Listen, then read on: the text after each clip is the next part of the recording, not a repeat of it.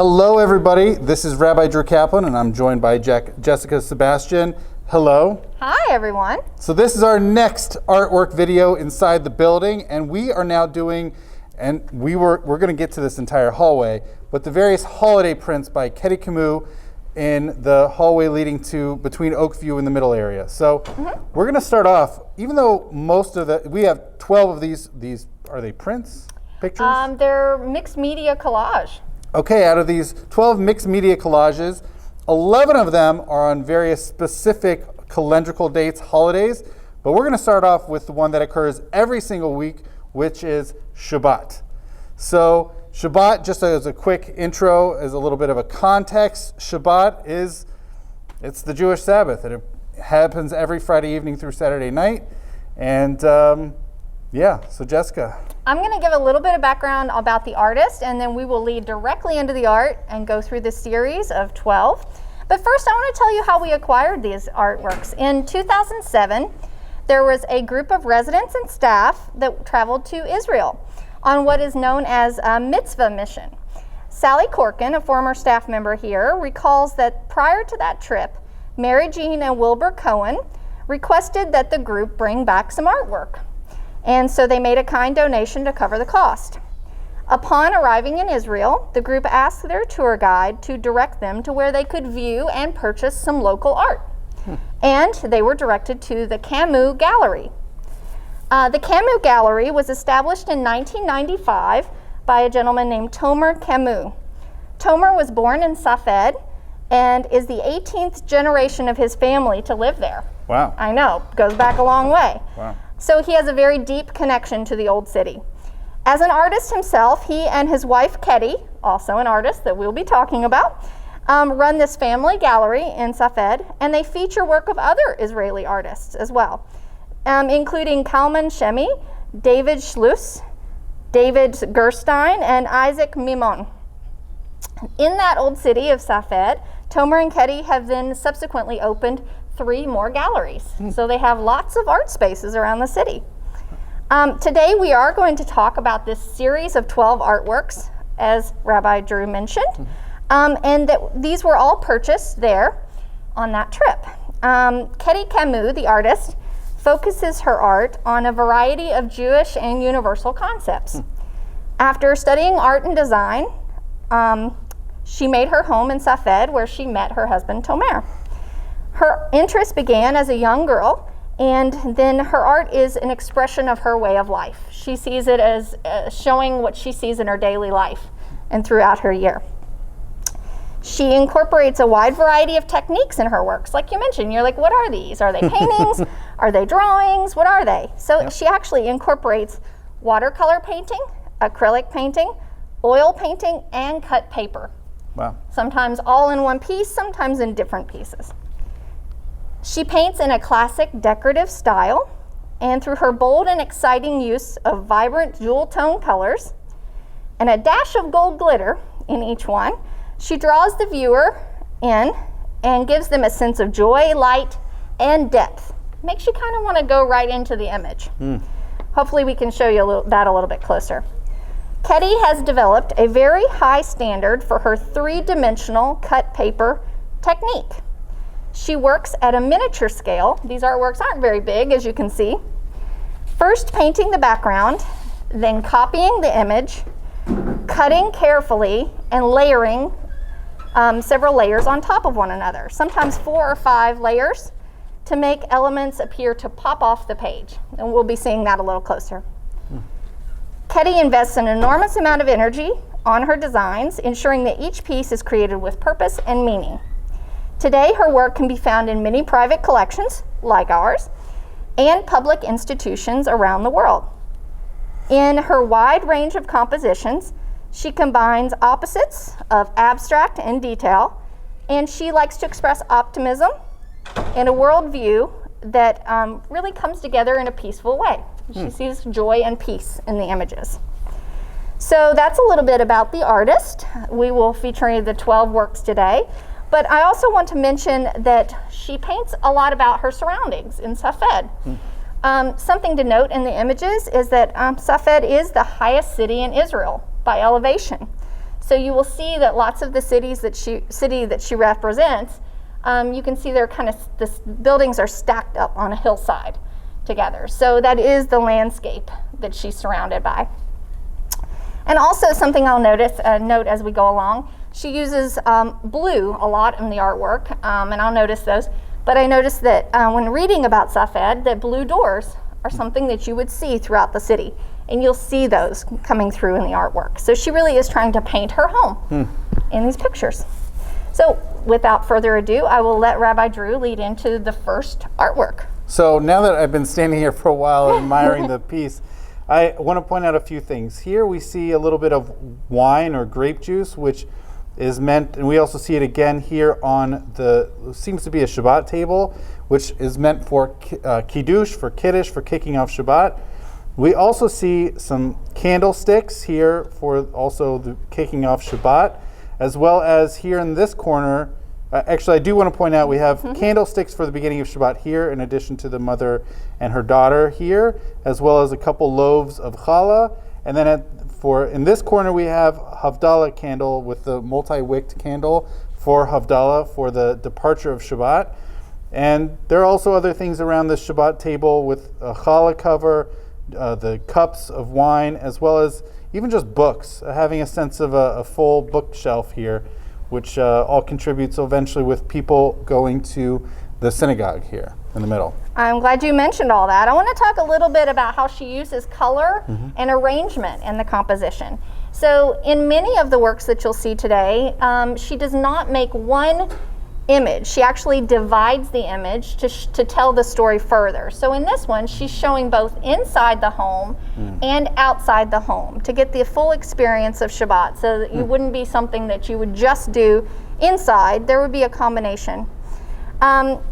She actually divides the image directly in half, and the bottom half is indoors, the top half is outdoors, and you can actually see what is probably the father walking out the door, if you look very closely, to join others as they go along through the city. The home scene is warm and welcoming, mainly due to color choice. So the central thing is this yellow tablecloth. She uses the brightest and most intense color to focus that they are centering around the dinner table that evening. This color actually helps lead our eye through the image. So you would look at this first because it's the biggest splash of color, and then you kind of lead over to the door, which is also yellow, right up to the yellow house, and then leading you to the upper focus temple in the background. So she uses color as a way to lead the viewer through the story or the artwork. I think that's probably about all I have to say. I'm hoping that we can get the camera closer and show you a little bit more detail, because in the work you kind of get the sense that things are popping off, but when you might see it closer, she actually has 4 or 5 layers of paper to make the chair, the stools, and things like that. So we're going to try to zoom in and get you a little closer look on that. She dots gold glitter throughout to bring out light and reflection through the image. And I love that she also, in her cut paper design, cuts out the windows and the doors to literally show them opening. I'm going to get you a closer look there for that. So you can see the layers of paper to give it depth.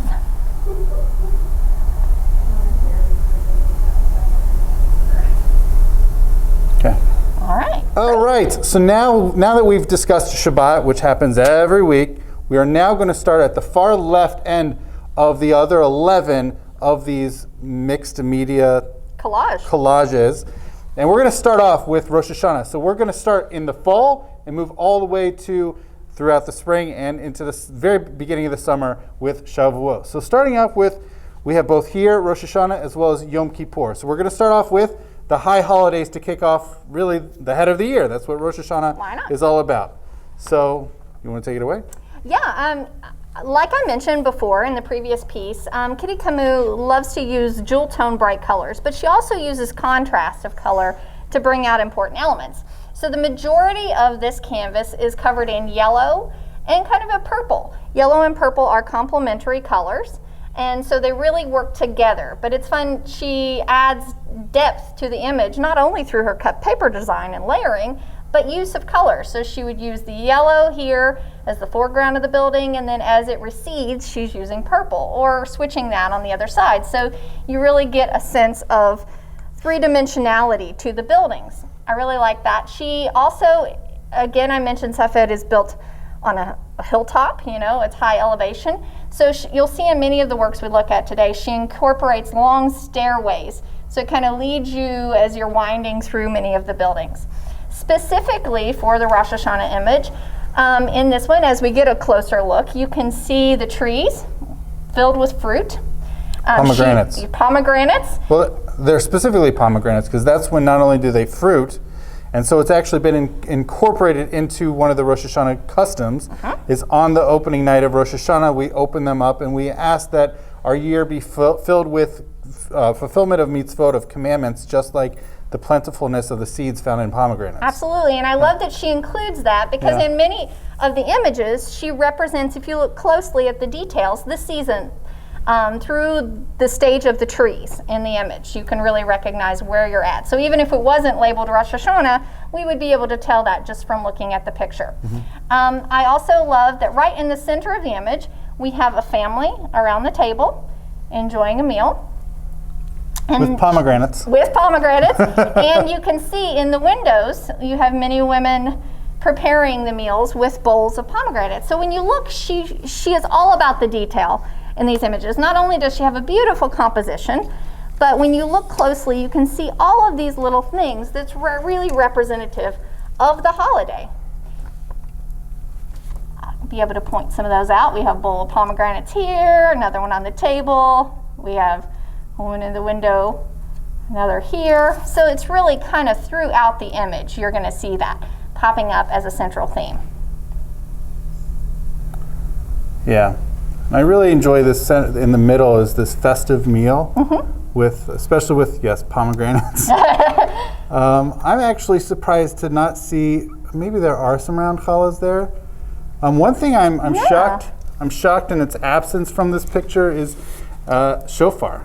There seems to be right, no absolutely. shofar. And I did look very closely for that when I was looking at this image, a photograph of this image at home. And I was very surprised by that. Because lots of times, sometimes the details are small, but they're there. But I scanned this image and I could not find one at all. So, don't know why, but it is a little surprising. It is. All right, so we will move along to the image for Yom Kippur. I'll let you start this one.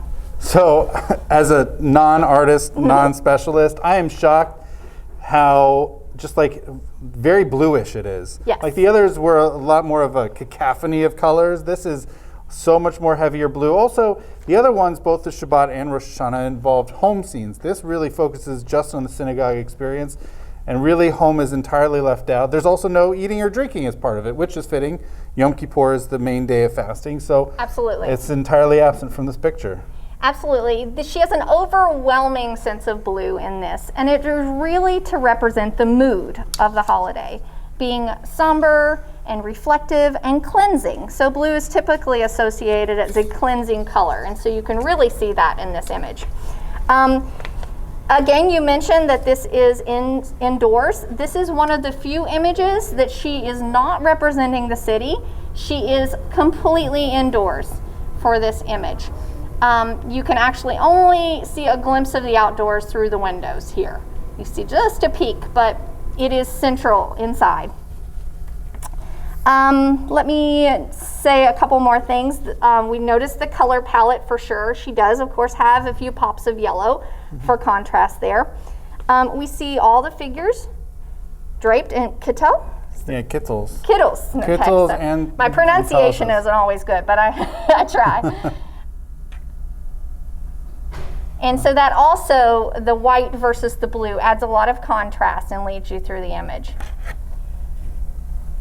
She's focused very much on the architecture in this picture, which I really love. You see the arches here, the windows. She repeats these shapes throughout the image. You have this arc shape as a repeating pattern. Even in the figures, you see the arc shape. So it adds what would be called in art a motif to the image.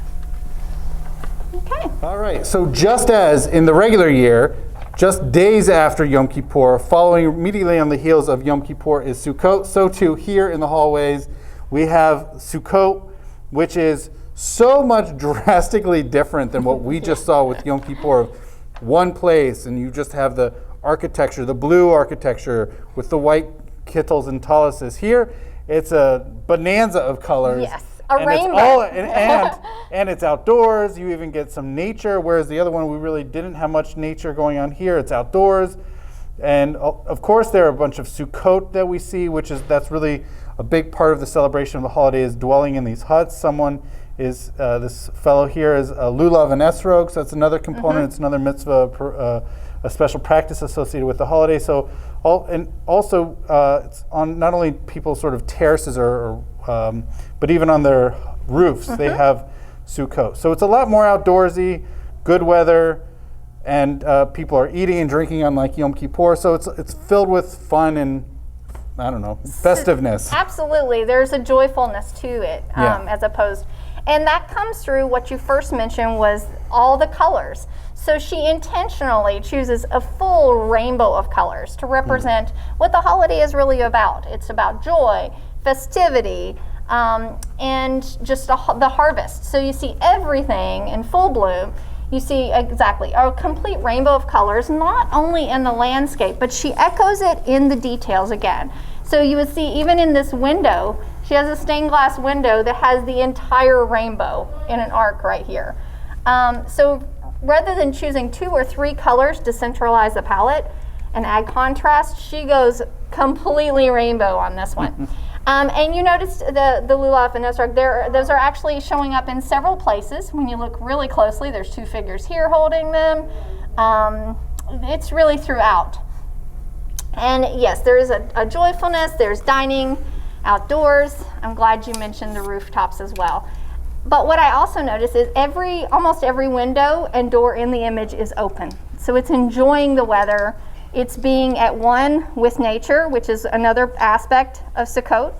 It's, joining and really being part of it. And being able to look up at the sky. She does draw focus to the sky here using this cut paper shape.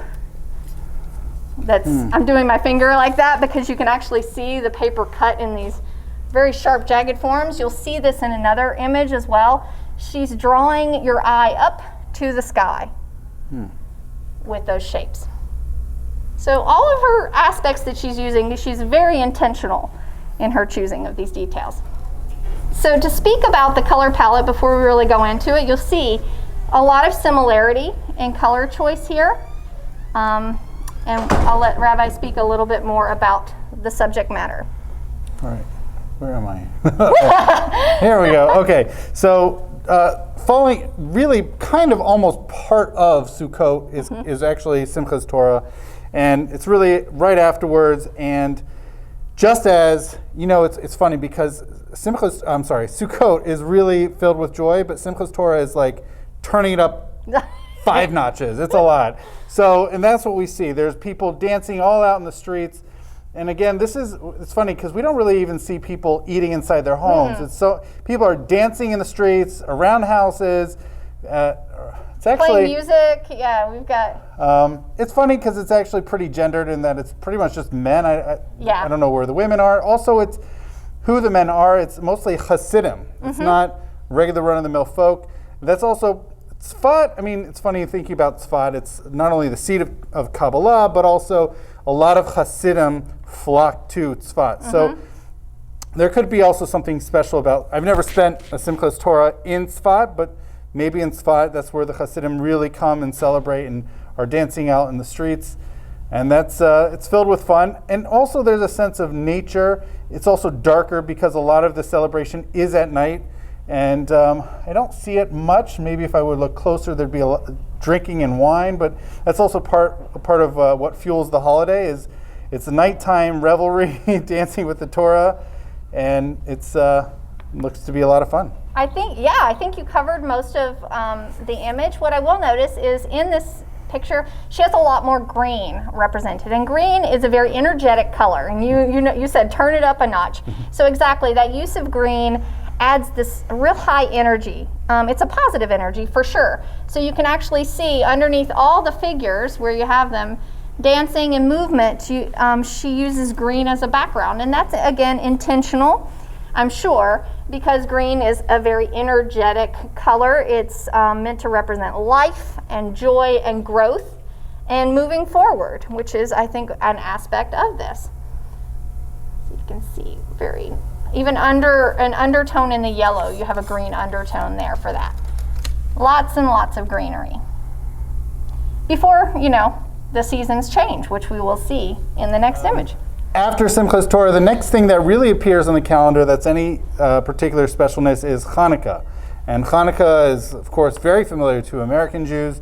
And here it's a lot, it's funny, after having seen what we just saw, both with Sukkot and with Simchas Torah, with the excitedness, the festivity, the bright color, really these are muted colors. And Hanukkah falls close to the winter solstice. It's the dark of winter, and that's what we get here. We no longer have all the greenness that we had in the hills with Simchas Torah. We have bare trees, even lining the streets. We have bare trees. So it's really not about the outdoors. It's really, as we see, there's a lot more indoor action actually, with lighting the menorahs, with latkes, with an oil menorah, and kids playing games, and more menorahs galore, pretty much every house. Yes. So that's really what it's about. It's a lot more home focused, a lot more family, and a lot more fire. So I'm glad you mentioned, yes, she's completely moved indoors here. You see a couple of people out in the streets or right outside their front doors, but the majority of this is inside. She goes back to what we looked at in the first image where she divides the composition. So she actually uses this beautiful little green border with, when you look very closely at the detail, it actually has dreidels on the border. So I'm telling you, she is paying attention to every little detail. And then, so here you have the exterior, the outdoors, and looking, you can see through the windows of the families gathered there. Then you have two depictions of what would be going on indoors. On the left here, you can actually see some children being given gifts there, wrapped, and one child holding a dreidel. You see several generations happening here. And then on the right, you actually see children gathered on the floor playing a dreidel game. So she's representing not necessarily the history, a little bit there, but also she's representing the current traditions and how you would see Hanukkah if you were in a Jewish home today. Okay.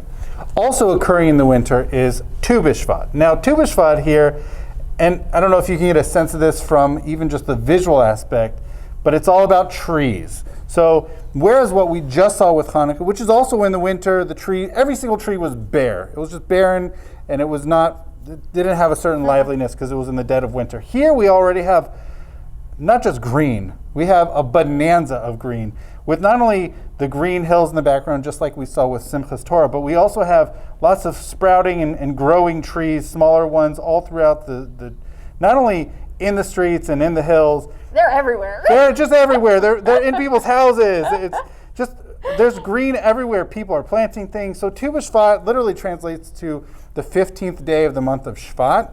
And I mentioned it's in the winter. It was regarded as the beginning of the agricultural year, so to speak. People like to call it the new year for the trees. So this new year for the trees is filled with green. I love it. So as we draw in to get a little more detail, you mentioned there are lots of greens. So rather than having each tree one single color of green or even one pattern, she plays with design, which she does have a background in design and pattern here. So you can see the trees blooming. So when you look closely at the trees, you can see flowers blooming on the trees. You can see there's a center kind of even almost like a light bulb in this tree where it is coming to life. From the inside out, it is coming alive. We do have some saplings being planted, and like you said, even in the windowsills, there are trees and plants. It is all about that. The overwhelming color of the background and the foreground here is green, but she doesn't forget the other colors too. She's representing the colorful city that is full of life and joy. All right, now moving on. Moving on in the year, we're getting to spring. Is now Purim. So Purim is, I don't know, I guess you could say the happiest day kind of on the Jewish calendar. Definitely the drinkingest. And it really, here on the bottom is more of a contemporary celebration in which people dress up in costumes. It's kind of like the Jewish Halloween. And it's kind of the opposite of Halloween. Halloween and Purim, people dress up in costumes, whereas the difference, though, is Halloween, people beg for candy, and Purim, we give out food. So here's the bottom, a lot of revelry in the streets. People really aren't even at home. They're just dancing, celebrating, doing all sorts of stuff. Up at top, we have 3 different scenes from the book of Esther, off of which the celebration of Purim is based on. We have here from the right-hand side. So she actually goes right to left with the storytelling. Here, we have Haman leading Mordecai on the horse, in which after Mordecai sort of saves the king by revealing this plot by Bigtan and Teresh to poison the king, Mordecai tells, and he ultimately is rewarded with something that Haman was actually expecting. Haman was expecting all this honor to be given to him, and Haman came up with these particular practices in which he would be accorded honor, and he had to lead the horse on which his foe, his archenemy, he had to parade around. In the middle scene is 3 figures. It's Mordecai, it's Esther, and it's also King. I'm sorry, not Mordecai. It is it's King Achashverosh, it's Esther, and it's also Haman, the villain of the story. And they are having a drinking party. There's actually 2 different drinking parties in the story. One in which Esther invites them, and ultimately her call to action, her request is, let's do another one. And who doesn't want to drink more wine with the king? So they do it again, and ultimately in the second story, King Achashverosh goes out for a walk, and he comes back and he sees Haman potentially trying to bed or otherwise seduce Esther. He's not cool with that, and he's done with Haman. Finally here, we have on a huge tree, it's kind of meant to be the gallows, are Haman and his sons. So that is what is represented here. And so it's both the top, which is the story, some key highlights from the book of Esther, and then on the bottom, which is contemporary Purim revelry and celebration. So back to Camus' style of dividing the image into several parts. We actually see, we have this background behind the story, and then we have the foreground, which is the modern day. She uses color also to represent the past and today. So as you can see in the top, there is almost no yellow. And I've told you before, yellow is where she's drawing your eye. So she wants you to be aware of that and the background of what Purim is. But she also wants you to focus on the joy that it brings today. And she uses yellow throughout this part of the image to really, you have this in your mind, but you also are focused on what fun it is. That is definitely not an extremely joyful story to have in the background, but it is what happened and the reason why you have this today. I love that you said there are hardly any people indoors. We actually even have people hanging out on the rooftops. Kids in wonderful costumes and grown-ups in costumes alike. There's actually a cat and a rooster down here. It is lovely. And even the children that are in little strollers or carriages seem to be dressed up. It is just a wild party. All right. So next up, people might be familiar with Purim. People are definitely familiar with what comes a month later with Passover, or as it has here, Pesach in Hebrew. And what we have here is a lot of things going on, but it's actually a lot simpler once we consider you start here. It's got surrounding it on the edges, on the border, are the 10 plagues in the book of Exodus. And then right here, the biggest segment is the Israelites walking through the Red Sea or the Reed Sea, depending upon one's translation, led by Moses walking through. So, these are the plagues. They're pretty exciting. To me, as a total non-artist person, Jessica, and I'm pretty sure you have some really cool insights, is how small she gets these figures, especially with the little froggies here. The froggies are awesome, but even just like the wild beasts here in the left corner, and even the people here in the right corner. So so much attention to detail. That is exactly what I want to focus on for this image. So the detail is unbelievable. I had a photograph of this that I was studying and writing about at home, but I had to come back in today and see it in person because I really couldn't get the gist of it otherwise. So she uses the detail in her painting, but also in her use of glitter. And I just want to point out a couple of aspects of this, because in a lot of the images, she pretty much just throws glitter on everything to add light and to things and make it sparkle. I mean, who doesn't like a little glitter? But she uses glitter in very specific ways on this image. And what I'm going to note for that is, for instance, we see she's using the glitter to represent the boils in this image. And if you look really closely, you can actually see the glitter is oozing like boils. It's just phenomenal. And the glitter actually becomes the hail in this image as well. You see these glitter dots falling from the sky as hail. So her glitter use is very specific, attentive to details. She's actually using glitter as blood in these. Now the glitter is gold. She's not going to other colors of glitter, but it's just where she's applying the glitter is very important.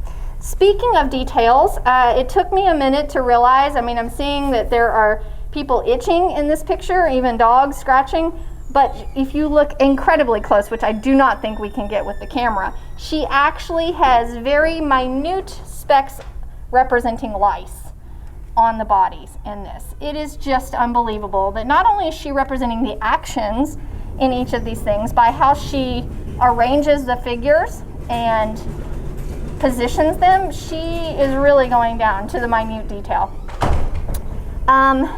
Let's see, there was another couple of things I was going to point out. We have just a flurry of locusts up here. You see this wild movement of them. And then, oh yes, the beasts here coming out. We have lions and tigers and alligators, animals that you would not see roaming there. She pulls in. And so she's really trying to animate the stories, is what she's doing in this image. Next up is Independence Day in English, or in Hebrew, Yom HaAtzmaut, which means Independence Day. And here, it's throughout, we have a bunch of Israeli flags adorning people's homes and other buildings, as well as a big celebration in the streets with a music festival, I don't know, singing going on, probably some dancing. And also in the far back, far top, is fireworks dotting the night sky. That really sums up the picture. I love looking at this because it is truly a celebration. You have this mass gathering, but when you look closer to the details, she's representing all generations here. She has babies to older folks sitting here with their canes. She's trying to represent that this is really a fun time for people of all ages to come together and celebrate in the streets. You mentioned all the flags. There's literally flags on every single house, banners hanging across the streets. I would love to sit here one day and just count how many Israeli flags she represents in this image, because it's kind of fascinating how many places she squeezes it in. You noted the fireworks. I love how she represents the fireworks. We've painted fireworks a lot here in groups in the past, and she paints them in very much the same way, just little dots of color speckled throughout the sky. One thing that I noticed she does in many of the images, when she wants to give it a night look but have it kind of lit up, is she actually surrounds the hills in green. And wow. You can see she represents the purple hills with this kind of a green aura coming out. And I've seen that in several of her images so far. And she does that usually when it is joyful, and she wants it to be as if there is light in the sky for some reason or another. So that's representing. It reminds me a little bit of the Aurora Borealis, which I know you cannot see in Israel, but she definitely adds that light to the sky. Yeah, one other thing I want to point out is, as in direct contradistinction to what we saw for Simchas Torah, there are 0 Hasidim here. It's just regular folks dressed in regular clothes. And part of that, of course, is that it is a regular day, but also that a lot of Hasidim don't really care for the state of Israel. So this is a lot, certainly for the secular Israelis, but even for partially or even religious, there are some who would celebrate this, but the Hasidim probably, by and large, would not be really into it. Yeah, I did not notice that, but I'm really glad that you pointed that out. There's a lot of colorful clothing here. Yep. All right. Next up is Lag BaOmer, and wow, this one stands out. So literally, Lag BaOmer stands for 33rd day of the Omer. It's a counting. We start from the second night of Passover, and it leads us all the way 50 days up to the holiday of Shuvuot, which comes next. Don't worry, we'll get there. Here, it's so hard to avoid the fire. So there's just fires everywhere. And this one really, and you do have, as opposed to what we just saw with Yom HaAtzmaut, with Independence Day, we do see a bunch of Hasidim, we do see a bunch of people dressed in more religious garb, so to speak.